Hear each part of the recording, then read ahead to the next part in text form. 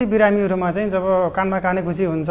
अथवा कानमा कुनै फोहोरहरू छ पिपोहरू छ भने चाहिँ हामीले जब कान सफा गरेर आएको हुन्छौँ त्यो बेलामा चाहिँ कतिलाई खोक्ने गर्नुहुन्छ उहाँले छुक्का खोकी लाग्छ अनि कतिजना बिरामीहरू चाहिँ खोकी लाग्यो भने आत्तिनु पनि हुन्छ किन कान सफा गर्दा खोकी लागिरहेछ मलाई भनेर। अब यसमा चाहिँ कस्तो हुन्छ भन्दाखेरि चाहिँ जब हामीले कान सफा गर्छौँ अब हामीले चाहिँ अब जप्सन अन प्रुफ भन्छ अथवा कुनै सक्सन मेसिनले कान सफा गर्छौँ त्यो गर्दाखेरि चाहिँ के हुन्छ भन्दाखेरि हाम्रो कानको तल्लो भाग र पछाडि भागमा चाहिँ एउटा भेगस नर्भ हुन्छ त्यसले पनि चाहिँ त्यो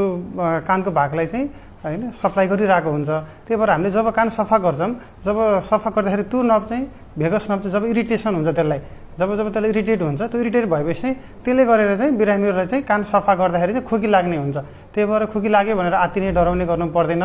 यो पछि आफै ठिक हुन्छ यसको लागि केही गर्नु पनि पर्दैन।